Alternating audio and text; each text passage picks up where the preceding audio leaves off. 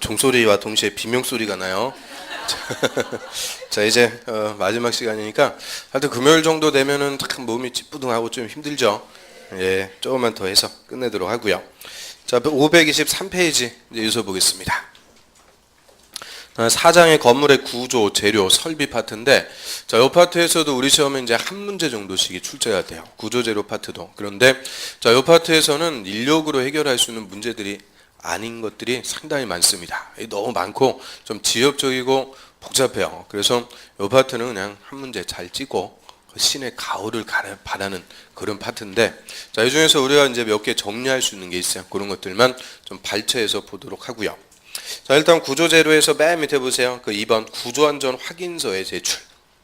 자, 구조안전을 확인한 건물 중에서 다음에 해당하는 건물의 건축주는 그 건축물 설계자로부터 구조안전 확인서를 받아갖고 착공 신고할 때 허가권자에게 제출해야 된다. 자, 구조안전 확인서 제출하는 건물. 자, 박스에 1번 3층 이상, 충수가 3층 동그라미 3층 이상 넘어갑니다. 그 다음에 2번에 연면적은 얼마 이상? 500 이상, 동그라미 500 이상. 그럼 충수 3층 할 때 3, 연면적 500 할 때 5, 따갖고 3, 5, 15 했으면 딱 좋았는데 3번 높이는 13m예요. 13m 동그라미. 맘대로 안 돼요. 하여튼 13m 이상. 그 다음에 처마 높이는 9m, 동그라미 9m 이상.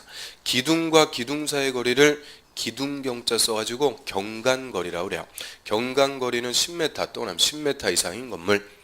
그 다음 6번은 지진구역, 7번은 문화유산, 8번은 특수구조 건물이다 이렇게 써있는데 그 6, 7, 8번이야. 읽어보면 되고 항상 논점은 1번부터 5번. 그 숫자 5개 그냥 하나만 바꿔놓으면 바로 문제예요. 그래서 잘 물어보는 건데 자, 앞에 보시고요. 그 단순함계형 충수 몇 층 이상?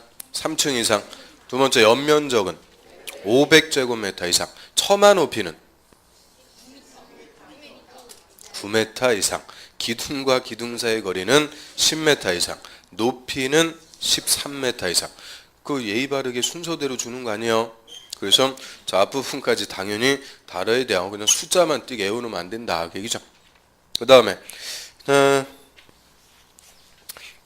쭉 넘기셔갖고 532페이지 한번 봐보세요. 자, 532페이지에 그 중간에 보면 6번 건물의 내화구조. 내화구조는 화재 견디는 구조를 내화구조라고 그래요. 화재가 나도 쓰러지지 않는 철근 콘크리트 구조. 이런 이제 구조를 내화구조라고 하고요. 그 아래 1번에 자, 문화집회, 의료, 공동주택 등 다음에 해당하는 건물은 밑에 줄 그 주요 구조부를 내화 구조로 해야 된다. 그래서 일정한 건물은 주요 구조부를 무슨 구조로 해라? 내화 구조로 건축해라. 그래서 그 박스에 보면은 내화 구조로 건축하는 건물 1번부터 옆 페이지에 5번까지 있죠. 자, 이게 20회 때 기출이에요. 다음 중 주요 구조부를 내화 구조로 건축하는 건물이 아닌 것은? 그럼 그 박스 그 1번부터 그 읽어보고 싶으면 읽어보세요. 남는 것도 하나도 없고 면적 그 어떻게 읽을 거예요? 용도, 면적 엄청 복잡한데 그래서 이런 문제가 한 문제씩 출제가 되기 때문에 이런 거는 인력으로 해결할 수 있는 게 아니다. 그죠? 그냥 잘 찍고 뭐라고요? 신의 가호를 바라야 돼요. 그 몇 번 찍어야 돼요? 또 1번, 2번 찍고 가호를 바라고 그러면 안 되고요. 항상 공법은 제일 좋은 게 몇 번? 5번. 근데 또 올해 5번 찍었는데 5번에서 많이 안 나왔다. 그렇다고 저한테 쌍욕을 하고 그러면 안 돼요. 찍는 거는 항상 누구의 책임? 자기의 책임. 그래서 일반적으로 공법은 5번이 좋다는 거고요. 자, 그런데 그 옆에 2번 고층 건물의 피난 및 안전관리.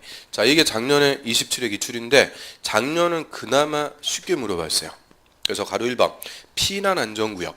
피난 안전구역은 화재가 났을 때 숨어 있을 수 있는 공간을 피난 안전구역이라고 그래요. 한마디로 숨어 있을 수 있는 대피 공간. 그래서 박스에 그 1번 봅니다. 자, 초고층 건물 밑줄. 초고층 건물 몇 층 이상이요? 21층 이상이요? 30층 이상이요? 50층 이상이요? 50층 이상. 잘 찍었어요. 그래서 초고층 건물은 50층 이상인 건물. 이 초고층 건물에는 피난층, 지상으로 통하는 직통 계단과 직접 연결되는 피난 안전구역을 지상층에서 최대 30개층 또는 30개층마다 1개소 이상 설치를 해줘야 됩니다. 그럼 초고층 건물, 50층 이상인 건물, 저는 높은 건물인데 중간에 화재가 발생했습니다. 중간에 화재가 발생. 그러면은 위에 사는 사람들 이거 대피한다. 그럼 뭐 엘리베이터 같은 거 작동 안 할 거니까 계단으로 걸어서 대피하다가 어떻게 돼요? 다 중간에서 타 죽는 거죠. 그래서 이런 초고층 건물에서는 위에 사는 사람들 화재가 났을 때 숨어 있을 수 있는 공간, 그거를 피난 안전구역이라고 하고요. 자, 이런 피난 안전구역을 지상층에서 최대 몇 개층마다 30개층마다 의무적으로 설치를 해줘갖고 위에 사는 사람들이 대피할 수 있도록 해줘야 됩니다. 자, 이 정도 하고요. 넘어갑니다. 그 다음 3번 방화지구 안의 건물. 자, 방화지구는 용도지구 중에 하나입니다. 국토법의 용도지구 중에 하나인데 목적은 뭐겠어요? 화재 예방이죠. 방화, 화재를 예방하기 위해서 건물 밀집 지역에 지정하는 용도지구고요. 자, 그럼 방화지구가 지정이 되면 건축 제한은 건축법에서 규정합니다. 가로 1번 방화지구 안에서는 건물의 주요 구조와 외벽을 무슨 구조로 해야 된다? 내화구조. 그럼 우리 좀 전에 일정한 건물은 주요 구조부 내화구조로 하라고 그랬죠. 근데 방화지구가 지정되면 그냥 무조건 무슨 구조로 해라? 내화구조. 건물의 주요 구조, 외벽을 무조건 내화구조로 하도록 합니다.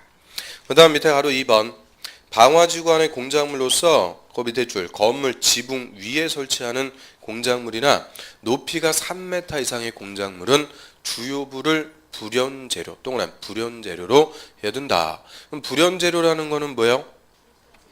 타지 않는 거죠. 그래서 우리 뭐 예를 들어 건물 옥상 같은데 광고판 같은 거 볼 수 있죠. 그게 다 공작물인데 재수없게 또 번개 맞아갖고 광고판 타다가 옆에 건물로 쏙 날아갈 수 있죠. 그걸 방지하기 위해서 아예 공작물은 무슨 재료로 써라? 불연재료. 타지 않는 불연재료로 하도록 합니다. 그래서 이 두 개를 헷갈리시면 안 돼요. 자, 앞에 보시고 건물은 무슨 구조고? 내화구조. 공작물은 불연재료. 이 두 개를 헷갈리면 안 돼요. 건물이 내화구조. 공작물은 불연재료. 무슨 지구에서? 방화지구. 그 다음에 옆 페이지로 합니다. 맨 밑에 기타에서 1번 지하층. 지하층에다 하는 별표. 저 지하층의 의의는 뭐 매년 나온다 이렇게 생각하시면 돼요. 지하층.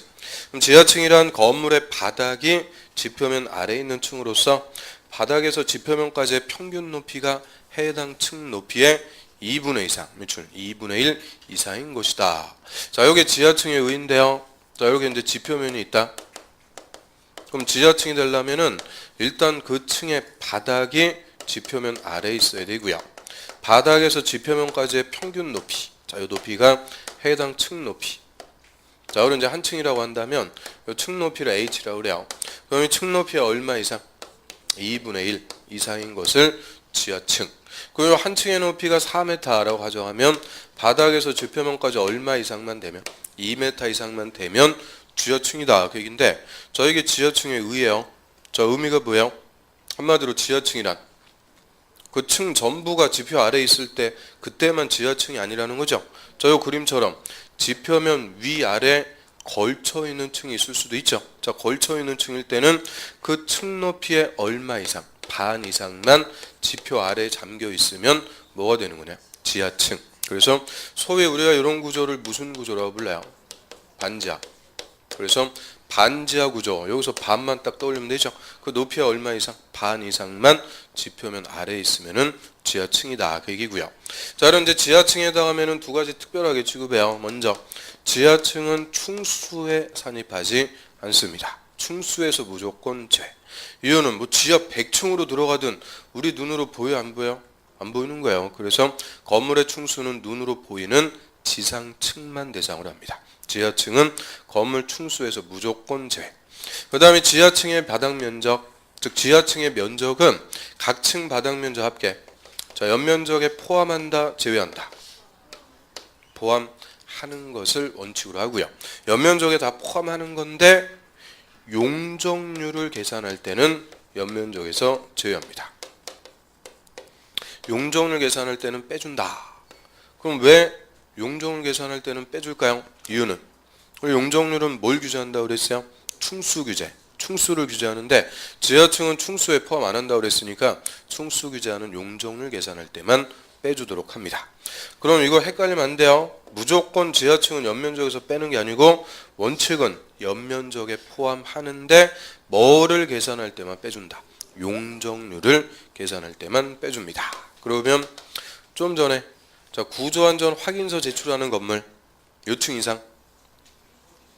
자, 구조안전 확인서 제출해야 되는 건물 몇 층 이상이다.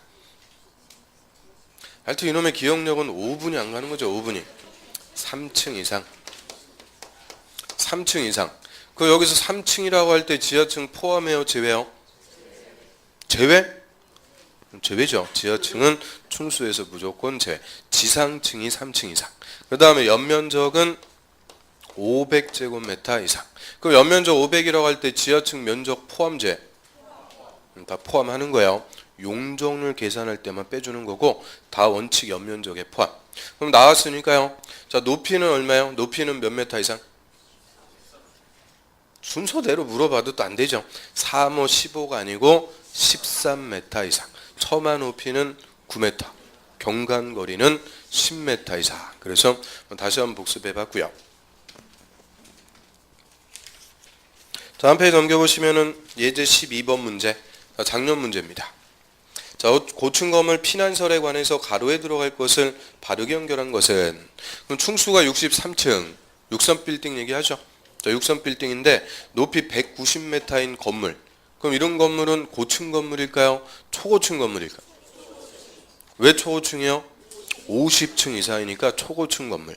그럼 초고층 건물에는 피난층 또는 지상으로 통하는 직통계단과 직접 연결되는 피난 안전구역을 지상층에서 최대 몇 개 층마다 30개 층마다 한 개소 이상을 설치해야 된다. 그래서 아까 설명한 거 요거죠. 숨어 있을 수 있는 공간. 그래서 작년에는 뭐 그나마 구조재료 파트에서 좀 쉽게 물어봤고요. 자, 옆으로 합니다. 2절 건축 설비. 자, 건축 설비라는 것은 건물과 딱 일체를 이루어갖고 건물의 효용, 이용 가치를 높여준다. 그래서 대표적인 게 승강기, 엘리베이터죠. 그래서 승강기 설치 대상. 이거 단순 암기입니다. 그 1번. 자, 건축주는 6층 이상으로서 연면적 2000 이상. 저 밑줄. 자, 으로서는 N인데요. 6층 이상이고 연면적도 2000 이상. 그 또는으로 주면 틀려요. 6층 이상 또는 연면적 2000 이상이 아니고 N. 6층 이상이고 연면적도 2000 이상. 건물을 건축하려면 승강기 설치해야 된다. 의무.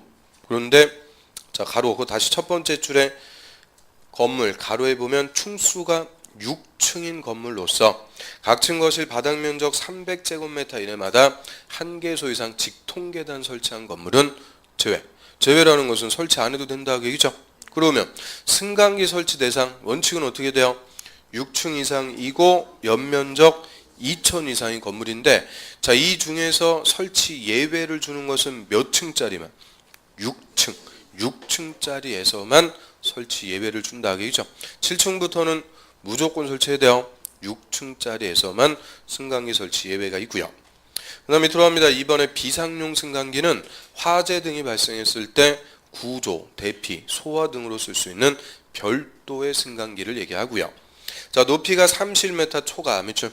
초과는 넘는 거죠. 넘는 건물은 승강기뿐만 아니라 비상용 승강기까지 추가적으로 설치된다. 그래서 이 승강기 설치 대상은 뭐 단순 암기입니다. 자, 앞에 보시고요.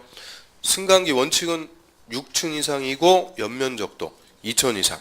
비상용 승강기 추가로 설치하는 것은 높이 31m 초과하는 건물.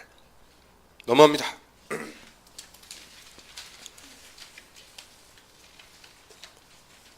자, 2페이지 넘기세요. 540페이지로 합니다. 자, 오자 이제 지역지구의 건물.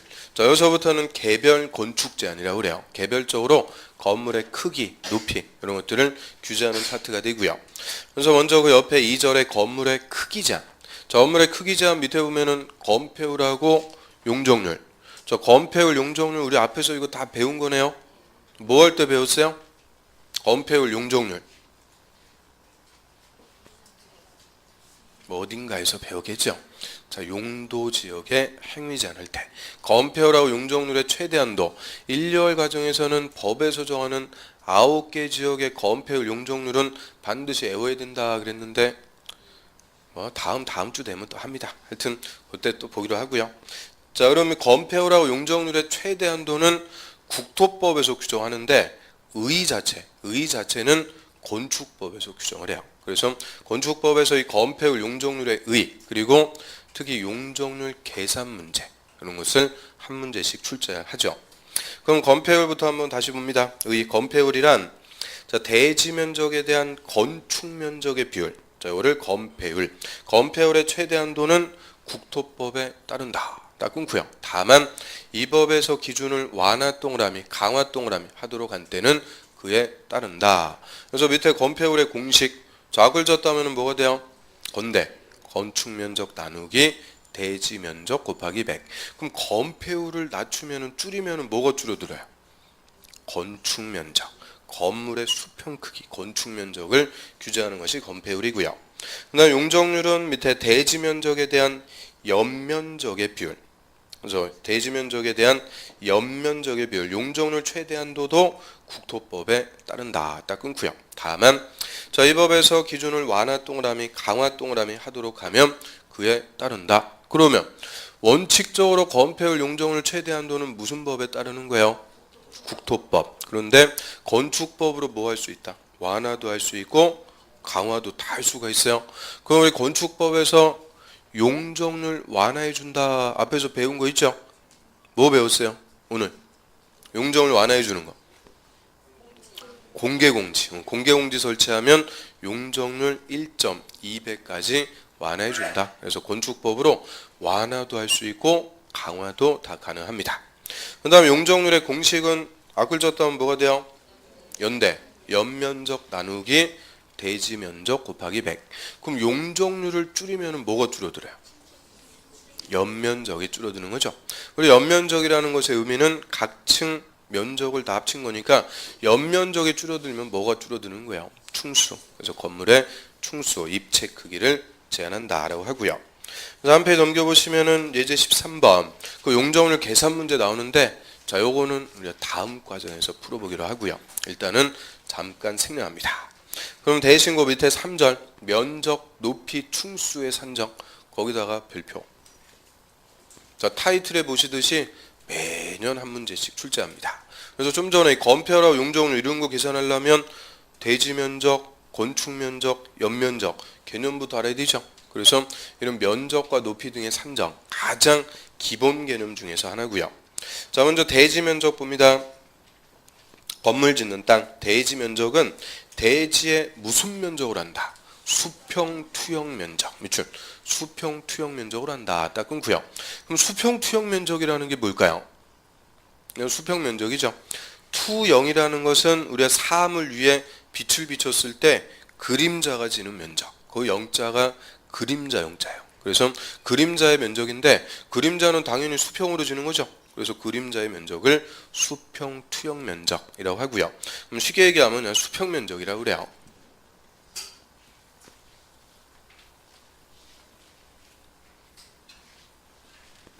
자, 예를 들어 가지고 자, 이렇게 경사가 져 있는 대지가 있습니다. 이 대지에 건물을 이렇게 반듯하게 지을 수가 있는데요. 그럼 이때 이 건물의 대지 면적을 구하셔. 이때 경사제 면적 이걸로 구하는 게 아니고 무슨 면적으로 해라? 수평 면적.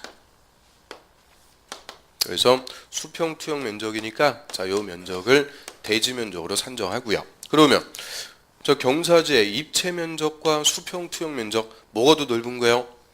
경사지 면적이 훨씬 넓죠. 근데 요걸 살려줄 수가 없고 그냥 무슨 면적으로 한다? 수평 투영 면적. 이유는 우리가 좀 전에 첫 시간에 건물의 대지.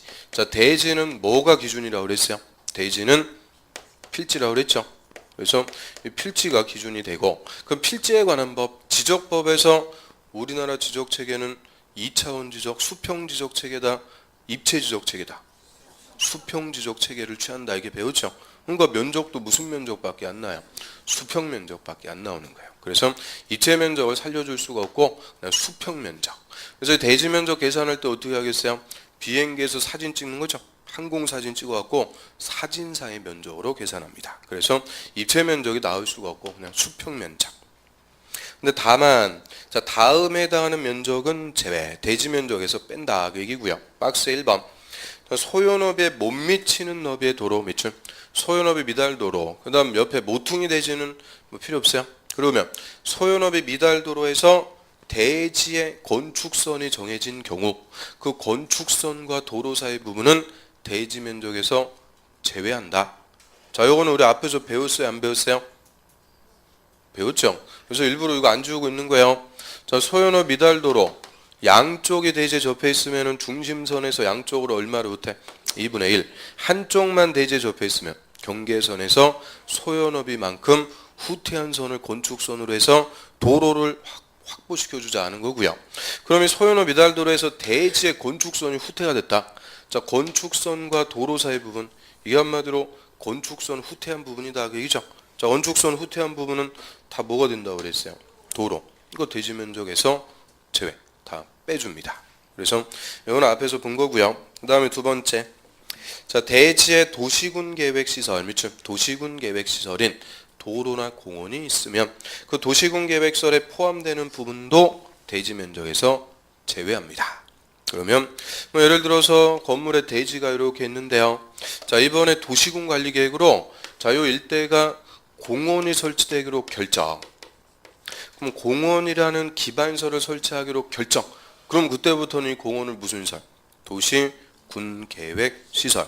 그럼 이 대지에서 요만큼은 도시군 계획 시설 부지에 포함된 거죠. 나중에 이거 시설 사업 시행하면은 요 부분은 시행자 뭐예요? 수용해서 뺏어가는 거죠. 그래서 이런 시설 부지에 포함된 부분은 어차피 수용당하고 뺏길 땅이니까 처음부터 대지 면적에서 다 빼주도록 합니다. 그 다음 이제 옆 페이지로 합니다. 자, 두 번째 건축 면적. 자, 건축 면적은 건물의 면적이죠. 하나의 건축물의 면적을 얘기하고요. 자, 건축 면적은 건물의 외벽 동그라미.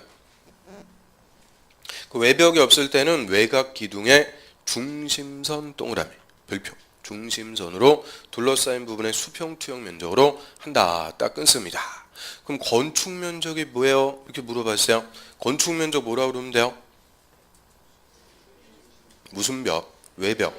외벽의 중심선의 수평 면적입니다. 이러면 뭐 100점이죠. 그래서 건축 면적은 제일 바깥의 면적이니까 제일 바깥에 있는 벽이 무슨 벽? 외벽. 외벽의 중심선의 수평 면적이다.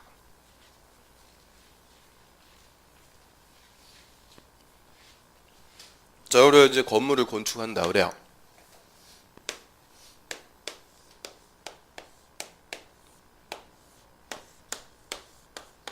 그럼 이 건물의 건축 면적이다 이 말은 건물 외벽의 중심선의 수평 면적. 자, 이 면적을 건축 면적으로 구해라 했는데 자, 이거를 이제 조금 확대시켜 봐요. 자, 외벽이 일정한 두께를 가지고 이제 건축이 됩니다. 자, 이게 외벽 두께라고 그래요. 그러면 건축 면적 계산할 때 외벽의 외부선, 내부선 아니고 무슨 선? 중심선 따로 그려갖고 이 중심선의 수평 면적을 건축 면적으로 계산.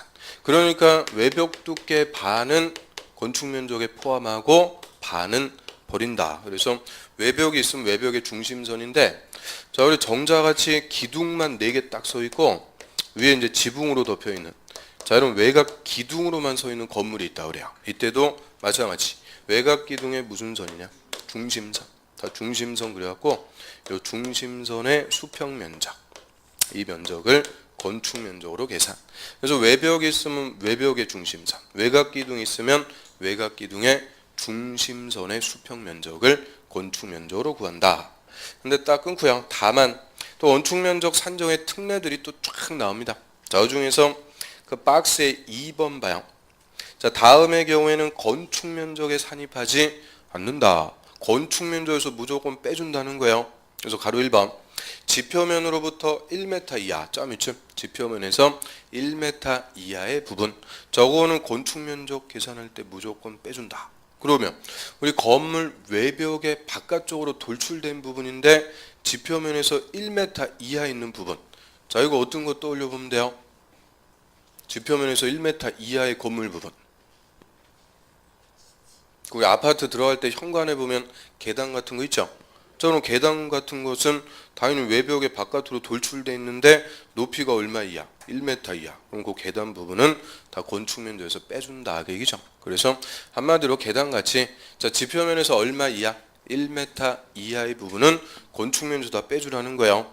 그럼 요거하고 똑같은 게 그 밑에 가로 3번 건물 지상층에 일반인 차량이 통행할 수 있게끔 설치하는 보행 통로나 차량 통로, 이 현관 같은 거 다 생각하시면 돼요. 이런 것들 다 건축 면적에서 빼주도록 하고요. 자, 나머지 것들은 관심 있으면 읽어보시고요. 넘어갑니다.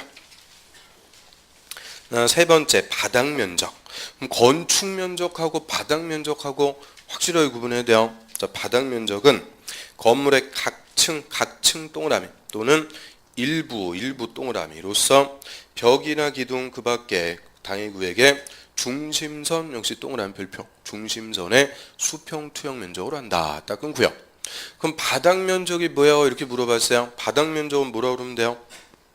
바닥 면적이란 지금 동그라미 친 거죠. 각층의 면적 또는 일부의 면적을 구체적으로 지칭할 때는 무슨 면적? 바닥 면적.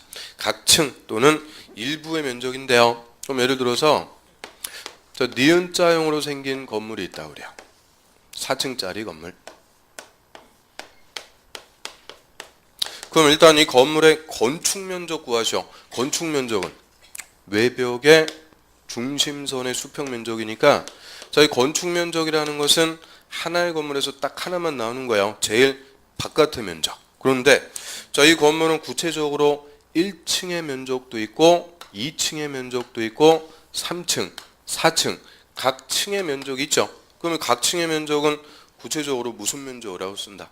바닥 면적. 그래서 1층 바닥 면적, 2층 바닥 면적, 3층, 4층 각 층의 면적을 지칭할 때는 바닥 면적 이렇게 따로 쓰고요. 그러면 바닥 면적과 건축 면적은 같아요, 달라요? 뭐 같을 수도 있고 다를 수도 있죠. 1층하고 2층의 바닥 면적은 건축 면적 같아요. 근데 3층, 4층의 바닥 면적은 당연히 다릅니다. 그래서 자 이거 구분할 수 있겠어요? 건축 면적은 제일 넓은 면적 하나를 딱 얘기하는 거고 바닥 면적은 각 층의 면적을 구체적으로 지칭. 또 이 4층 부분을 401호, 402호 두 세대로 구획했다. 그럼 이 중에서 402호의 면적, 자 요거는 무슨 면적으로 그러면 돼요? 402호의 바닥 면적. 역시 건물 일부의 면적이니까 일부의 면적을 지칭할 때도 무슨 면적? 바닥 면적. 그럼 우리 요 강의실의 면적 있죠? 강의실의 면적 이거는 뭐라고 그러면 돼요? 강의실의 건축 면적이 아니고 강의실의 바닥 면적. 그럼 강의실 바닥 면적은 어떻게 구하면 되겠어요? 자, 벽으로 되어 있으니까 벽의 무슨 선? 중심선의 수평 면적. 그런데 우리 벽 두께 이거 알 수 있어요, 없어요? 당연히 없죠. 그래서 건축법은 건축 면적이든 바닥 면적이든 다 중심선 치수. 이거는 설계도를 봐야만 나오는 치수입니다. 그래서 건축 면적, 바닥 면적 다 건축법은 무슨 선이다? 중심선. 자, 의미 아시겠어요? 그래서 각 층이나 일부의 면적을 구체적으로 지칭할 때는 바닥 면적이라고 하고요. 얘는 특히 일부기 때문에 그 일부가 바닥 면적에 포함되는 것도 있고 제외되는 것도 있고 엄청 많아요. 그래서 이 바닥 면적의 산정만 그 1번부터 옆 페이지 12번까지 쫙 나옵니다. 그래서 얘만 그냥 단독으로도 몇 번 기출이에요. 그럼 그 중에서도 핵심은 몇 번까지가? 5번까지. 거기까지가 핵심이에요. 나머지 것들은 뭐 20년에 한 번 나올까 말까. 그래서 1번부터 5번까지가 핵심인데 그 중에서 1, 2, 3 오늘은 3개만 보겠습니다. 자, 1번. 벽이나 기둥에 구획이 없는 건물 짜 밑줄. 그럼 벽이나 기둥에 구획이 없다. 저희 의미가 뭘까요? 벽이나 기둥에 구획이 없는 건물. 아유 그냥 물어보지 말고 빨리빨리 해라. 응? 속으로 그냥 그런 생각밖에 없어요. 자, 좀 전에 바닥 면적은 어떻게 구하라 그랬어요? 그 벽이나 기둥의 중심선으로 구해라 그랬는데 벽이나 기둥에 구획이 없다. 이 말은 중심선으로는 계산이 안 된다. 그죠? 그래서 벽이나 기둥에 구획이 없을 때는 그 지붕 끝부분으로부터 수평거리 1m 동그라미 1m를 후퇴한 선의 수평 투영 면적을 바닥 면적으로 산정합니다. 그럼 벽이나 기둥에 구획이 없는 건물 자, 이거는 저 주유소 캐노피 부분이라고 그래요. 지붕 부분. 이제 기름 그 주유를 주유할 때 이 주유소 부분 잘 보세요. 지붕이 있고 중간에 철골 구조물로 딱 받쳐놔갖고 여기 주유기계들이 이렇게 서 있어요. 그러면 자, 이 지붕이 있다는 것은 건물의 부분이다 그죠? 그럼 이 부분의 바닥 면적 구해야 되는데 이때는 이 중심선으로 계산이 좀 돼야 안 돼요. 0이죠, 0. 그래서 이런 벽이나 기둥의 구역이 없을 때는 지붕 끝에서 안쪽으로 얼마씩을 후퇴시켜라. 1m. 1m씩을 후퇴한 선의 수평 면적. 자, 이 면적을 지붕 부분의 바닥 면적으로 산정합니다. 그래서 말이 어려운 거지 뭐 의미는 별거 아니죠. 벽이나 기둥의 구역이 없다. 즉 중심선으로 계산이 안 될 때는 어떻게 하라고요? 지붕 끝에서 안쪽으로 1m씩을 후퇴한 선의 수평 면적을 바닥 면적으로 하고요. 그 다음에 2번 주택의 발코니를 그 옆에 노대라고 그래요. 노대. 법률용어로 노대. 그래서 노대라는 것은 건물 외벽에 접해서 부가적으로 돌출된 부분. 대표적인 게 발코니, 베란다 이런 것들을 다 법률용어로 뭐라고 쓴다고요? 노대.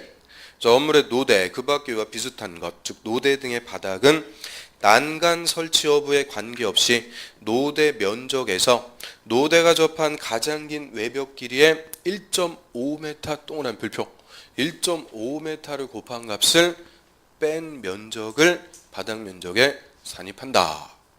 그럼 이제 발코니 면적 어떻게 구하는지 잘 아시겠죠? 자, 발코니 면적. 자, 노대 면적은 무조건 다 바닥 면적에 산입하는 게 아니고요.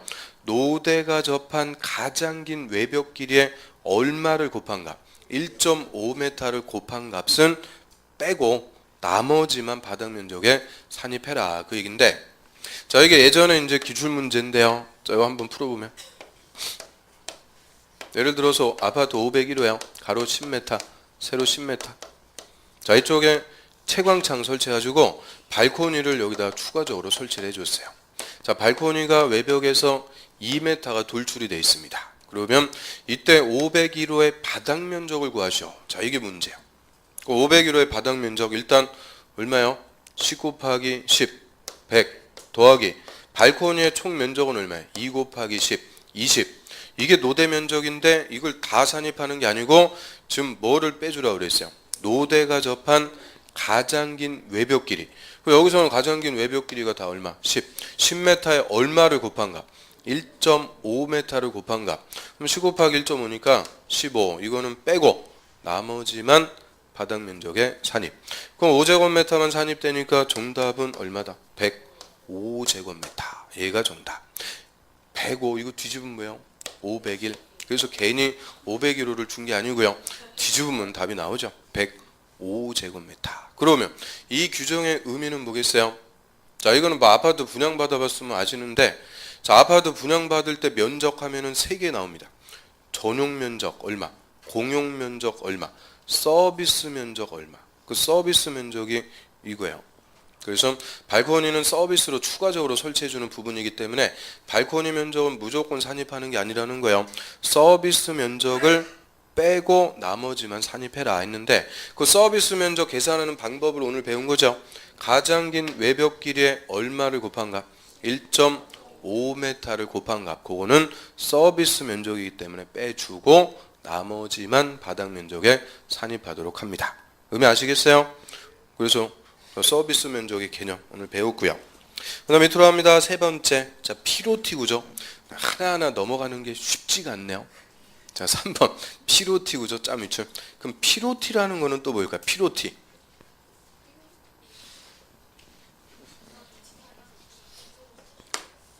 자, 피로티가 이제 기둥을 얘기하죠. 그래서 우리 주변에 빌라 같은 거 보면은 1층을 기둥만 딱 세워가지고 뭘로 써요? 주차장으로. 그래서 자, 이렇게 기둥으로만 서 있기 때문에 벽 면적의 2분의 2상 공간으로 된 구조, 즉 기둥 구조의 부분을 피로티 구조라고 하고요. 자, 피로티 구조의 부분은 그 밑에 그 부분이 공중의 통행이나 차량의 통행, 밑줄. 그럼 공중이나 차량이 통행한다. 이거 한마디로 뭘로 쓴다는 거예요?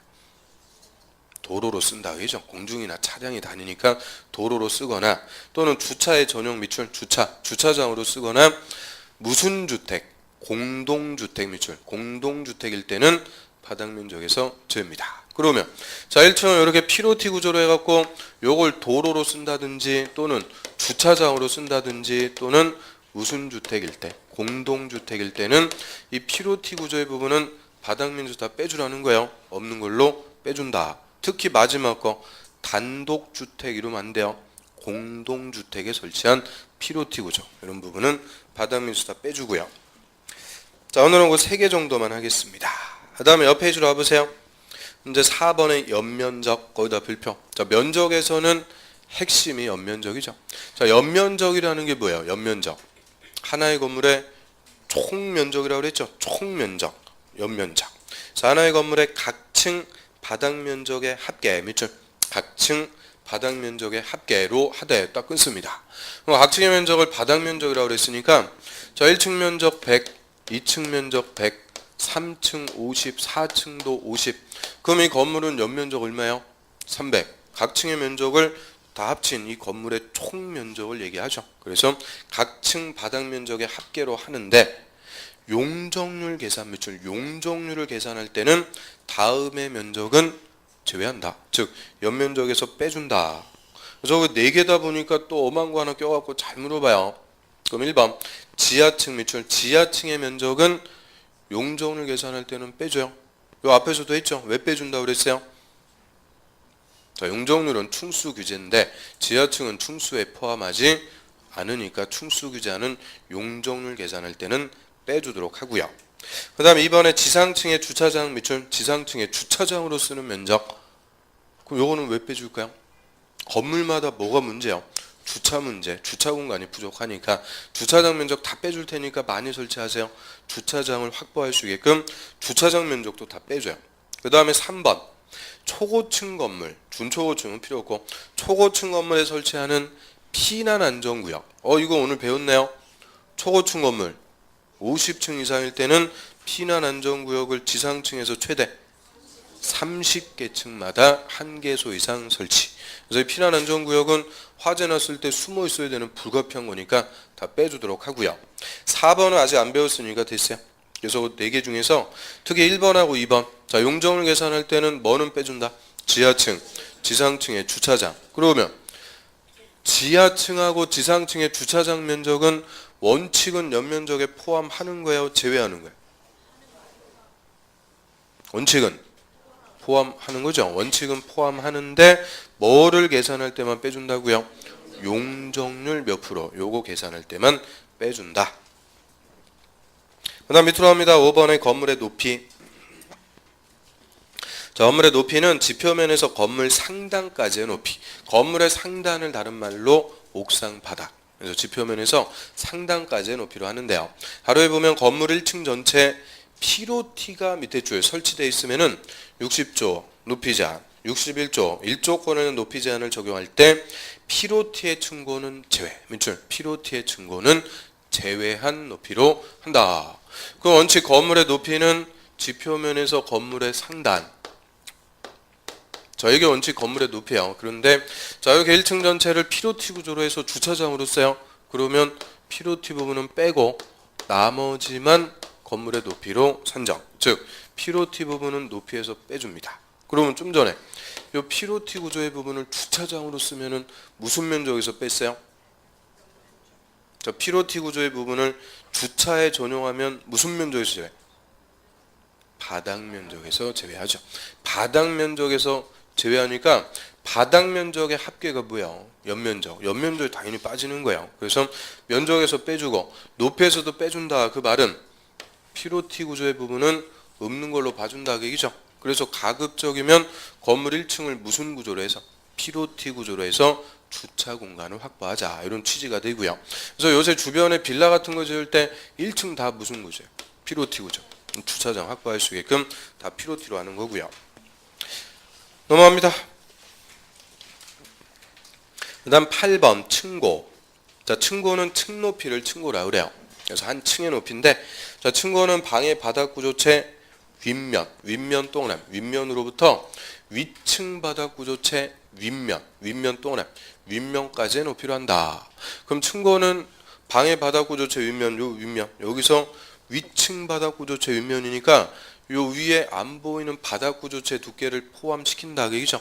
그래서 이 층고는 다른 거 없어요. 윗면부터 뭐까지 높이? 윗면까지. 그걸 윗면부터 아랫면까지 높이다 이러면 틀려요. 윗면부터 윗면까지. 그 다음에 옆으로 합니다. 9번에 이제 충수. 자, 충수는 별표. 자, 충수산정. 일단 네 번째 줄 봐요. 지하층 밑줄. 지하층은 건물 충수에 산입하지 않고 딱 끊습니다. 그래서 지하층 충수에서 뺀다 몇 번 했죠. 그 다음에 건물이 층의 구분이 명확하지 아니한 건물. 그럼 일반적인 건물은 유리창이 있어갖고 밖에서 몇 층짜리다 우리가 세어볼 수가 있죠. 그런데 건물 높은데 유리창이 없어요. 층의 구분이 없다. 그럼 높은데 유리창이 없는 거. 대표적으로 어떤 건물이 있어요?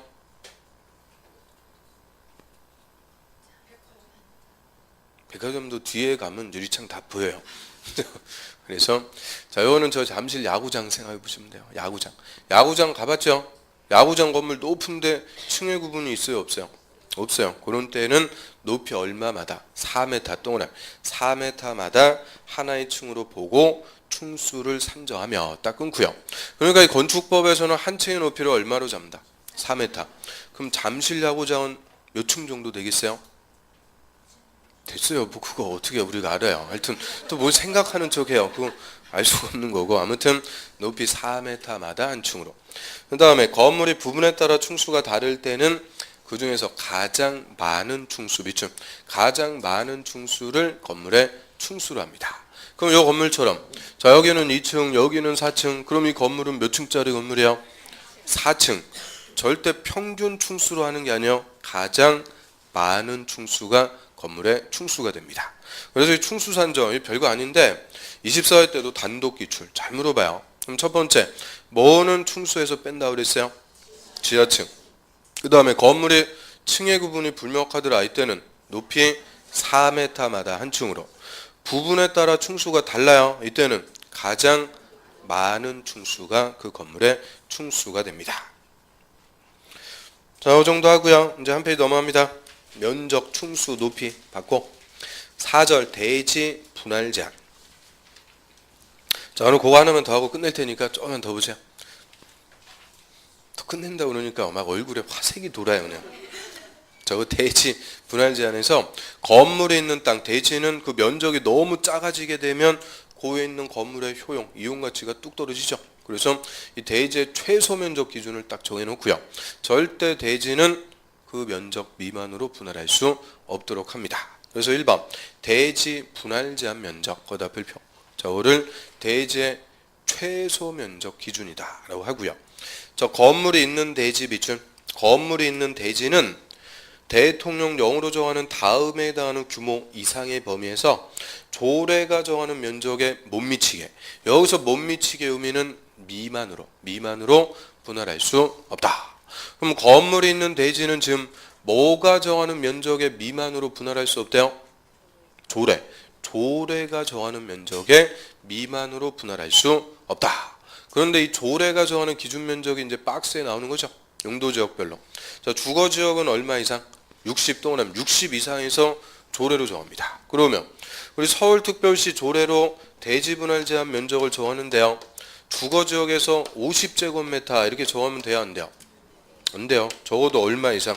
60 이상에서 60으로 정할 수도 있고 70으로 할 수도 있고 하여튼 60 이상에서 조례가 정하면 그 면적의 미만으로 분할할 수 없다는 거예요. 그러면 조례가 정할 수 있는 최소 면적의 주거지역은 얼마? 60. 그래서 결론입니다. 주거지역의 대지는 절대 얼마 미만이 될 수 없는 거냐? 60 미만이 될 수 없다. 이 조례가 정할 수 있는 최소 면적 60 미만이 될 수가 없어요. 그 다음에 상업지역 150, 공업지역도 150. 그러면 상업 공업지역에서는 조례가 정하는 최소 면적이 얼마? 150. 150 이상에서 정하라고 그랬죠. 그러니까 조례가 정할 수 있는 최소 면적 150 미만으로는 절대 분할할 수 없으니까 상업 공업지역의 대지 최소 면적은 얼마다? 150. 마찬가지예요. 녹지는 200 동그라미. 나머지 60. 그래서 용도지역별로 거기 써 있는 면적이 대지의 최소 면적입니다. 건물이 있는 대지는 절대 그 면적 미만으로 분할할 수 없습니다. 그러면 자, 지금 본 거는 건물이 있는 대지. 그럼 건물이 없으면은 뭐라 불러요? 건물이 없는 땅. 토지라 그러죠. 또 나대지 또 하여튼 이놈의 그냥 1차만 해요. 1차만. 아무튼 그래서 건물이 없는 땅을 토지. 그럼 토지는 이 대지 분할 제한 면적 미만으로 분할할 수 있을까 없을까요? 있으니까 물어보겠죠. 있으니까. 그래서 요거 우리 60, 150, 260 이거 혹시 앞에서 본 기억이 있어요? 164페이지로 합니다. 164페이지. 거기 가면 또 깜짝 놀래요. 164페이지에 개발행위 허가 대상 별표는 그냥 3개를 쳐갖고는 그냥. 그럼 개발행위 허가 대상에서 4번 토지의 분할, 건물이 없는 토지를 분할하는데 가로 2번 건축법에 따른 분할 제한 면적 미만으로 분할. 그래서 그 분할 제한 면적 처음 보는 것 같아도 주거 60, 상호 공업 150, 녹지 200 다 써있네요. 이 정령 자기 손가락으로 쓴 거예요. 그래서 자, 지금 건물이 없는 토지는 이 대지 분할 제한 면적 미만으로 분할할 수 있다는 거예요. 뭐를 받으면 할 수 있다? 개발행위 허가 받으면 토지는 분할할 수 있는데 건물에 있는 대지는 절대 이 대지 분할 제한 면적 미만으로 분할할 수 없습니다. 그래서 두 개 확실하게 구분하셔야 돼요. 토지는 개발행위 허가 받으면 이 면적 미만으로 분할할 수가 있고 건물에 있는 대지는 절대 분할할 수 없다. 자, 이제 다시 뒤로 오세요. 언제까지 그거 보고 또 깜짝 놀라고 있어요. 다시 뒤로 오셔갖고요. 자, 오늘 여기까지 하겠습니다. 좀 더 해요? 자, 오늘 여기까지 하고요. 다음 주에 이제 건축법 싹 마무리 짓고 그 다음에 주택법 정리해가지고 1, 2월 과정은 싹 끝내도록 하겠습니다. 자, 그리고 농지법은 1, 2월 달에 못했으니까 3, 4월 달에 하여튼 2주차에서 미리 땡겨갖고 농지법은 정리를 하고요. 자, 오늘 수업 내용 중에서 궁금하시거나 질문하실 거 있으세요? 물론 없습니다. 자, 오늘도 자, 어려운 공법 공부하시느라 고생들 많으셨고요. 자, 또 주말 잘 보내시고 다음 주에 건강한 모습으로 뵙겠습니다. 수고하셨습니다. 안녕히 계십시오.